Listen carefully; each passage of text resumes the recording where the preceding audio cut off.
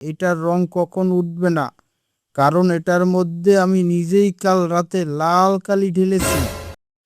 আমার বউয়ের শাড়ি পরে তুই ইন্টারনেটে হিরো সাজছিস, সেগুলো ফুটপাত থেকে ধুয়ে এনেছে। গোল্লা, তুই আমার গায়ে জর্জের শাড়ি পরিয়েছিস কেন? আমি কি তোর লাইভ শোর মডেল নাকি? আব্বু, তুমি মডেল না, তুমি হলে আমাদের লাইভের ডিসপ্লে স্ট্যান্ড। এখন কাপড়ের লাইভে পুরুষ মডেলরা শাড়ি পরলে ভিডিও বেশি ভাইরাল হয়। চুপ, দাঁড়িয়ে থাকো। আমার মাথায় গরুর শিং কেন? আমি কি হাটের বলদ? দাদাজি, এটা শিং না, এটা হলো অ্যান্টেনা অফ ফ্যাশন। মানুষ এই শিং দেখে লাইভে ক্লিক করবে, আর তুমি আমাদের কাস্টমারদের পটিয়ে কানের দুল আর শাড়ি বিক্রি করবে। বাবা, আপনি কিন্তু কোনো মিথ্যা কথা বলবেন না, পুলিশ ধরবে। আমি কেন মিথ্যা কথা বলবো? আমি তো লাইভে গিয়ে বলবো এই শাড়িগুলো আসলে সব পুরানো আর সেরা, কুদ্দুস এগুলো ফুটপাত থেকে ধুয়ে এনেছে। ওরে সর্বনাশ! দাদাজি, এসব বললে তো আমাদের লাইভ না, পুলিশ এসে আমাদের লাইভ বন্ধ করে দেবে। মা, তুমি ফেক আইডি দিয়ে কমেন্ট করার জন্য রেডি তো? আমি অলরেডি ডানাকাটা পরি, ইচ্ছা নদী আর বিশেষ বিষাক্ত নাগিন নামে 3টা আইডি খুলে বসে আছি। লাইভ শুরু হলেই লিখবো, উফ, দাদাজির শাড়িটা জাস্ট ওয়াও, আমি 10টা নেব। হ্যালো ভিউয়ার্স, স্বাগতম গোল্লা ফ্যাশন ক্লাব।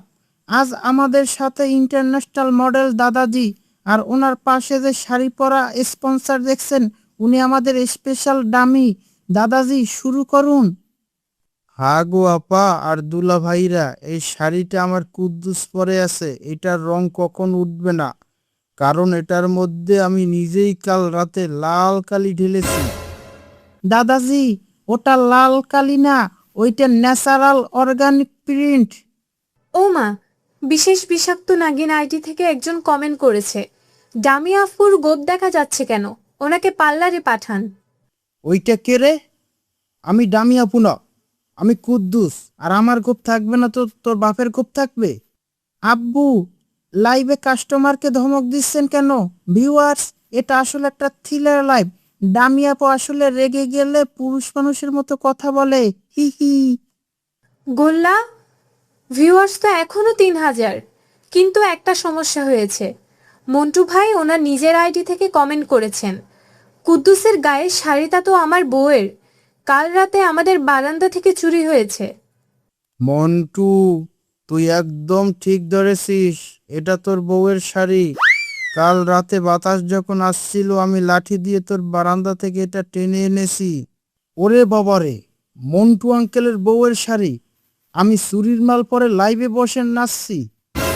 ভিউয়ার্স, কেউ লাইভ ছেড়ে যাবেন না।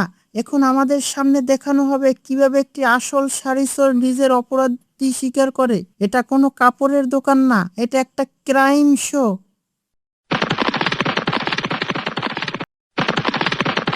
কুদ্দুস, তোর এত বড় সাহস! আমার বউয়ের শাড়ি পরে তুই ইন্টারনেটে হিরো সাজছিস।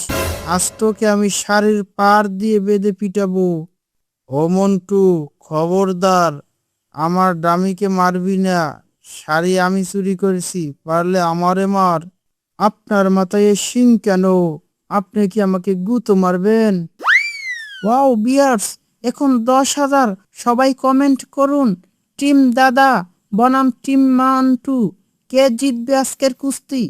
গোল্লা, মন্টু ভাইয়ের লাইভ এন্ট্রির পর মানুষ এখন শাড়ি কেনার জন্য পাগল হয়ে গেছে। অলরেডি 50 জন কমেন্ট করেছে।